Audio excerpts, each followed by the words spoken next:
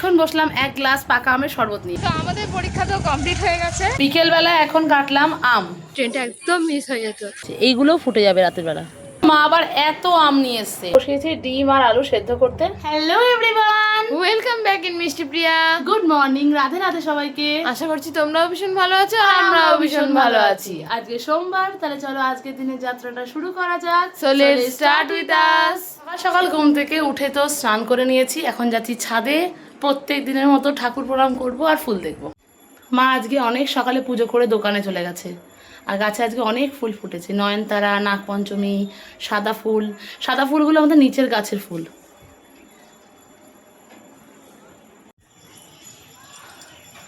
প্রত্যেক দিনের মতো রোদ ঝলমলে আকাশ। কালকে বিকেলটা খুব ঠান্ডা ছিল, সকালবেলা থেকে সেই রোদ, বেলা বাড়লে আরও গরম পড়বে।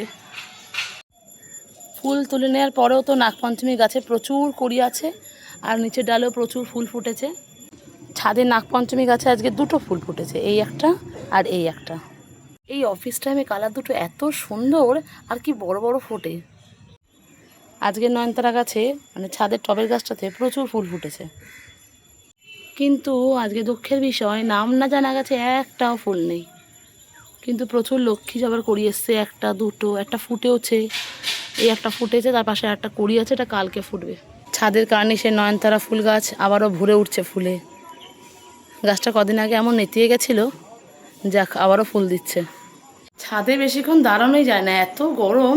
আর কালকে তো তোমরা দেখেইছো, মামা এসেছিলো মামার বাড়ি থেকে সব আম কাঁঠাল নিয়ে। তো চলো নিচে যাই, এখন নিচে গিয়ে বসাবো চা। ছাদের ফুলগুলো তো দেখা হয়ে গেছে, এবার যাবো নিচের গাছের ফুলগুলোকে দেখতে। নিচে নয়নতারা গাছে তো প্রচুর ফুল ফুটেছে। সাদা ফুলের গাছের ডালগুলো তো বেশি বড় হচ্ছে। আর এই সাদা ফুল গাছটা তো পুরো ভরে উঠেছে। এই ওপর দিকটায় বেশি ফুল। এই সাদা ফুলের গাছে ফুল তুলে তো মা পুজো দিয়ে দিয়েছে। কাঞ্চন ফুল গাছে ফুল হয়েছিল, কিন্তু মা ফুল তুলে পুজো দিয়ে দিয়েছে। আর এদিকে তো সব ফুল টুল দেখে এসে রান্নাঘরে বসলাম দুই বোনের জন্য চা করে নিয়ে এসে তো বসলাম। সকালের এক কাপ চা নিয়ে, বোন গেছে ফ্রেশ হতে, ও এসে ওটা গরম করে খাবে। ফ্রেশ হয়ে এসে বসলাম গরম গরম এক কাপ চা নিয়ে। আর আজ আমার সেকেন্ড হাফে এক্সাম। আমার তো এই এক্সটার্নাল এক্সামটা সেকেন্ড হাফেই চলছে। তো এখনও তো সেরকম ভালো প্রিপারেশান হয়ে গেছে, মানে যেটুকুনি নেওয়া নিয়ে নিয়েছি, ব্যাস এইটুকুনি। আর এরপরে কালকেও পরীক্ষা আছে আমার। আর আজকে দুদিনই পরপর পরীক্ষা, তারপর মাঝে মাঝে গ্যাপ দিয়েও পরীক্ষা আছে। ওইদিকে তো মামা চা খেয়ে বাড়ির উদ্দেশ্যে রওনা দিয়েছে। তো চলো আমি এখন রান্নাঘরে চলে এসেছি। বোনের যেহেতু 11টা থেকে পরীক্ষা, তো আমি এখানে রান্না বসিয়েছি। এদিকে তো প্রথমেই ভাত বসিয়ে দিয়েছি, আর এদিকে বসিয়েছি ডাল। আজকে একটু টক ডাল করবো। আর এদিকে একটু গোল গোল করে আলু ভাজা কেটেছি, এটাকে ভাজবো। এদিকে তো রান্নাঘরে সব রান্নাগুলো বসিয়ে দিয়ে এসেছি। রান্নাঘরে গেলেই মনে হচ্ছে পুরো বেগুন পোড়া হয়ে যাবো, এত গরম লাগছে। আজকে সকাল থেকে খুব গরম। আমার চুলটা এখনো অবধি শোকায়নি, আমি গামছা বেঁধে রেখে দিয়েছি। আর বোন এখন বসেছে রিভিশন করতে। ও এখন বসেছে রিভিশন করতে এক্সট্রা পড়াগুলো। সকালবেলা উঠে বসেছিল, কিন্তু তখন তো আমি ছাদে গেছিলাম সব জামা কাপড় মেলতে। তো চলো দেখি রান্নাঘরে কতদূর কী হলো। এদিকে ডাল সেদ্ধ বসিয়ে দিয়েছি, এখনও সেদ্ধ হয়নি, আর একটু সেদ্ধ হবে। এদিকে ভাত ফুটে এসছে। এদিকে তো ডালটা সেদ্ধ হয়ে গেছে, এতে আম আমি দিয়ে দিয়েছি, অল্প করে দিয়েছি। আমার মা আবার টক ডাল খেতে পছন্দ করে না, শুধু আমার আর বোনের জন্যই অল্প করে করলাম। এদিকে তো আমার ডালটা হয়ে গেছে, মানে টক ডাল কমপ্লিট। এদিকে আমি আলু ভাজতে দিয়েছি, অর্ধেক আলু ভাজা হয়ে গেছে। বোনকে এবার খেতে দিয়ে দেবো। দিদি তো ওইদিকে দুপুরে রান্নার প্রিপারেশান করছে, আর এদিকে আমাকে সকালের খাবার দিয়ে দিয়েছে। আমার সকালের খাবারে আছে ডাল, আম ডাল, আর হচ্ছে আলু ভাজা আর ভাত। তো চলো সকালের টিফিনটা কমপ্লিট করে নিই। আর ঘড়িতে তো প্রায় 11টা বাজতে যায়। আমি তো এখানে রেডি হয়ে নিয়েছি, এরপরে টিফিনটা করে নেবো, তারপরে রেডি হয়ে বেরিয়ে যাবো।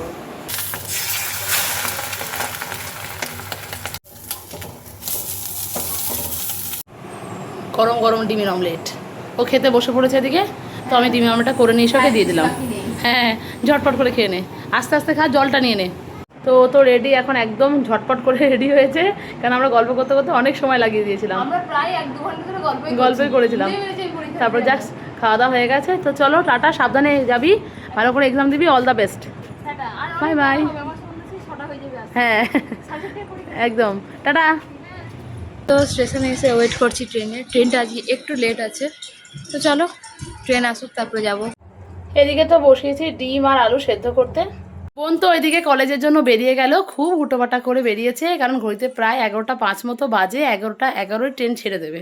তো ঠিক আছে চলো, আমি এখন রান্না বসাবো। সকালে তো ডাল, টক ডাল, ভাত, আলু ভাজা তো দেখলে হয়েই গেছে, ও খেয়ে চলেও গেছে। ওকে একটা ডিমের অমলেট করে দিয়েছিলাম, কারণ ওর আসতে অনেক দেরি হবে। সেই 4:30টায় পরীক্ষা, সেই আস্তে আস্তে 6টা। আমার কলেজে যাওয়ার ট্রেন আসছে, আজকেও লোকাল দিয়েছে। হ্যাঁ, এই ট্রেনটা লোকালই দেয়। তো চলো, আকাশে এখন প্রচুর মেঘলা। রান্নাঘরে তো ডিম সেদ্ধ হয়ে গেছে, তো ওটাকে ছাড়িয়ে নিয়েছি, দিয়ে হাফ করে নিয়েছি, কারণ আজকে বাড়িতে ডিমের শর্টেজ। মুরগি ঠিকঠাক ডিম পেরেছে, কিন্তু আমার বাড়িতে ডিমের শর্টেজ। তো 3টে ডিমই ছিল, ওটাকে হাফ করে নিয়েছি। তো ওইভাবেই রান্না করি, আর সেই আগের দিনকে করেছিলাম ওইভাবেই। তো চলো রান্না করে যাই।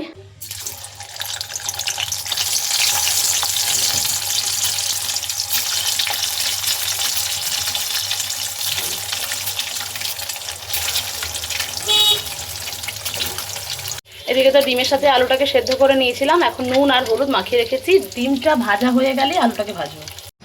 এদিকে তো আমার ডিমের ঝোল পুরো রেডি। তো ডিমের ঝোল করতে করতে মা মেশো ফোন করেছিল, যাই হোক মেশোর সাথে গল্পে আমি মগ্ন হয়ে গেছিলাম। তো যাই হোক তোমাদের সাথে ডিমের ঝোলের রেসিপিটা শেয়ার করতে পারলাম না, আগের দিনের মতো করেই করেছি। তো চলো, এদিকে রান্নাবান্না আমার সব কমপ্লিট। ছাদে প্রচুর জামা কাপড় মেলা আছে, ওগুলোকে নিয়ে আসি, নাহলে মা এসে আমাকে তো বকবেই বকবে, কারণ বাইরে প্রচুর রোদ। জামা কাপড়গুলো নিয়ে আসি। প্রচুর রোদ ছাদে, বাপরে বাপ কি রোদ! ছাদে পা দিচ্ছি, পা পুড়ে যাওয়ার মতো অবস্থা হয়েছে। ছাদে প্রচুর রোদ, জামা কাপড় তোলা কমপ্লিট। চলো নিচে যাই, নিচে গিয়ে একটু বসবো। আমি তো ট্রেন থেকে নেমে পড়েছি, আর তোমরা তো জানোই আমার কলেজ ট্রেন থেকে নেমে হাঁটা পথে মাত্র 15 মিনিট। তো সেই জন্য আমি আজকেও হেঁটে হেঁটে যাচ্ছি, কিন্তু আজকে প্রচুর রোদ উঠে গেছে। তো চলো যাওয়া যাক, কলেজে গিয়ে আবার তোমাদের সঙ্গে দেখা হবে। এইগুলো এবার ভাঁজ করে রাখার পালা। তো মা আবার এত আম নিয়ে এসছে। আমাদের দোকানের পাশে যে কাকুটা আছে, তার বাড়িতে আম গাছ আছে, সে দিয়েছে এত আম। মামার বাড়ি থেকে আসা আমগুলোকে তো আমরা গুছিয়ে রেখেছিলাম, মা আবার পাকা আর কাঁচা আমগুলোকে একটু আলাদা করে রাখলো, কারণ সামনেই হচ্ছে গিয়ে লোকনাথের তিরোধান, বাড়িতে পুজো আছে। তো চলো এখন আমি করব আমের শরবত। বেশি পেকে যাওয়া আমগুলোকে মা এখন আমাকে দিয়ে দিয়েছে, তো আমি করছি এখন আমের শরবত। পৌঁছে গেছি কলেজে, আর এখন তো ফাইনাল ইয়ারের এক্সাম চলছে ফার্স্ট হাফ থেকে, আর আমাদের এক্সাম শুরু হয় সেকেন্ড হাফ থেকে। তো চলো এখন বসবো, তারপরে আসুক সবাই, তারপরে টাইম হয়ে যাবে, ভেতরে চলে যাব। তো তোমাদের সঙ্গে আবারও আমার দেখা হবে পরীক্ষার পরে, সেই 4:30টার পর। এখন বসলাম 1 গ্লাস পাকা আমের শরবত নিয়ে, আর বোনের জন্য রেখে দিয়েছি ফ্রিজে, আসলে ওকে দেবো। ঘড়ির কাঁটায় এখন 2:20 বাজে। তো এখন আমি আর মা বসবো দুপুরের লাঞ্চ করতে। আজকে বোনকে ছাড়াই, প্রত্যেকদিন একসাথে আমরা 3জন মিলে বসি খেতে। আজকে তো পরীক্ষা দিতে গেছে। চলো, কালকেও তোর পরীক্ষা আছে, কালকেও আমি আর মা একসাথেই বসবো খেতে। আজকে দুপুরে লাঞ্চে আছে গোল গোল করে আলু ভাজা, টক ডাল, আর এই যে ডিমের ঝোল। ঘড়ির কাঁটায় এখন 4:20 বাজতে যায়। অনেকটা সময় পেরিয়ে তো দুপুর গড়িয়ে বিকেল হয়ে গেছে। তো আমি এখন হাতে মুখে জল দিয়ে আসলাম, এখন যাব রান্নাঘরে। এদিকে বিকালবেলা বসালাম আমার আর মায়ের জন্য চা, এটা ফুটে এসে নামিয়ে নেবো। পরীক্ষা তো কমপ্লিট হয়ে গেছে, এখন আমি আর আমাকে স্কুটি করে ছেড়ে দেবে স্টেশনে, দিয়ে নিজের বাড়ি চলে যাবে। তো চলো যাওয়া যায় স্টেশনে। মোটামুটি আজকের এক্সাম ভালোই হয়েছে।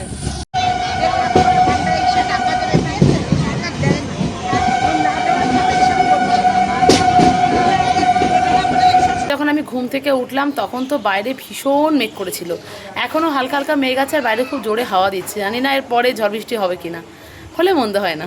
এই হচ্ছে এখন আকাশের অবস্থা, মেঘলা।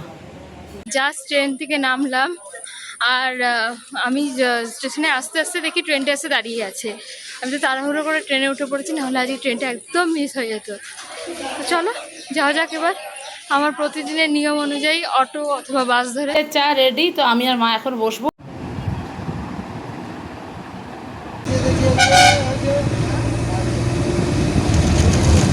আজকে ভাস ছিল, পেয়ে গেছি। চলো এবার বাড়ি যাব, ফ্রেশ হবো, তারপর লাঞ্চ করতে বসবো।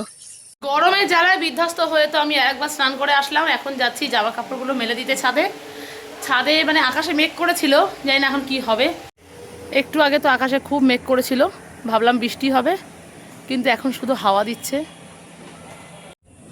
এই যে সকালবেলা নাগপঞ্চমীর কড়িটা দেখিয়েছিলাম না, এই যে বিকাল হতে হতেই ফুটতে শুরু করে দিয়েছে। এই যে এইগুলোও ফুটে যাবে রাতের বেলা। তো চলো এবার নিচে যাই। আমি তো ফ্রেশ হয়ে এসেছি, আর এখন আমাকে বদ্দিভাই ধরিয়ে দিয়েছে পাকা আমের শরবত। কারণটা আম মাসিমণি বলে দিয়েছে আগে। ঠকানোর জন্য বলেছিলাম বেলের শরবত, ও আমাকে বলেছে কি বেলের শরবত। আমি না বেল তো মাসিমণি আনেনি, মাসিমণি বলছে না এটা পাকা আমের শরবত। আরে কালকে যে আমগুলো বেশি মানে পেকে গিয়ে ফেটে গেছিল না, তো কালকে তো রাতে আমরা খেয়েছি হ্যাঁ। দুদিন, আজকে বাকিগুলোকে মা বললো কি ইয়ে করে ফেল, শরবত করে ফেল। তো চলো এই শরবতটা খেয়ে নিই, তারপরে বসি ভাত খেতে, মানে দুপুরে লাঞ্চ কমপ্লিট করতে। তো এখন তোমার বোন বসে পড়েছে খেতে।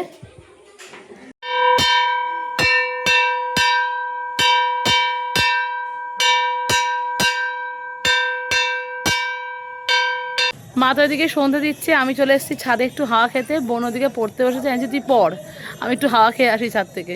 বিকেলবেলা এখন কাটলাম আম, এটা বোনের, এটা আমার। ও তো এখানে বসে পড়ছে। আর আমার মাসিমণিটা আছে, রেখে দিয়েছি। মা সন্ধ্যে দিয়ে আসুক, মানে হয়ে গেছে সন্ধ্যে, আসবে তখন দেবো। অনেক আম। আর মা আজকে আবার আম নিয়ে এসছে, ওই যে মায়ের দোকানের পাশে কাকুটা, হ্যাঁ উনিও আম পাঠিয়েছে। ওই গোলাপ খাস না, সিঁদুর টোকা কি বলে ওইটা, হ্যাঁ। আমরা চলতি ভাষায় সিঁদুর আমার একটা খাওয়া হয়ে গেছে তখন। তোমরা কমেন্ট করে জানিও তো তোমরা সিঁদুর টোকা কি বলো। আমি তো সিঁদুর টোকাই বলি, অনেকে গোলাপ খাসও বলে, মানে দুটো কি আলাদা কিনা জানি না। জানি না, আমরা জানি না। তো চলো ও এখন আম খাক আর পড়তে বসুক, আমিও চলো আমার বাটিটা নিয়ে বসে পড়ি। এখানে টিফিনে আম। আম এখন এই যে গরম পড়লো আর এই যে আম শুরু হলো। আমি যেমন কাঁঠালটা খুব বিশেষ খাই না, ও তাও খায় 4-5 কোয়া মতো। আমি খুব একটা না মানে না হলে চলবে, কোনো অসুবিধা নেই। তো চলো এই গরমকালে এখন চলো শুধু আম আর কাঁঠাল। আমি এই ঘরে চলে এসেছি আমার এক বাটি আম নিয়ে, ওদিকে বোন পড়তে বসেছে, আমি এখন টিভি দেখবো, তাই ওকে আর ডিস্টার্ব করবো না, ওই ঘরে পড়ছে পড়ুক, আর আমি আম খেতে খেতে টিভি দেখি। আমি তো এসেছি মিষ্টির দোকানে, আর কেন মিষ্টির দোকানে এসেছি সেটা তো তোমরা একটু পরেই জানতে পারবে। আমার মিষ্টি আর পেঁয়াজি নেওয়া কমপ্লিট, এখন বাড়ির দিকে রওনা দিলাম। আমি তো এখন রেডি হয়ে আবারও যাচ্ছি দাদাভাইদের বাড়িতে। পেছনে মামা আর মাসিমণি আসছে দাদাভাইদের বাড়িতে যাওয়ার জন্য। তো চলো আমি যাচ্ছি একটা কাজে। এখন তো মা আর বোন ওরা সবাই গেছে ওদের বাড়িতে আম দিয়ে আসার জন্য, তো আমি এখন বাড়িতে একা, আমি এখন বসে ল্যাদ খাবো আর ওদের আসার জন্য অপেক্ষা করব।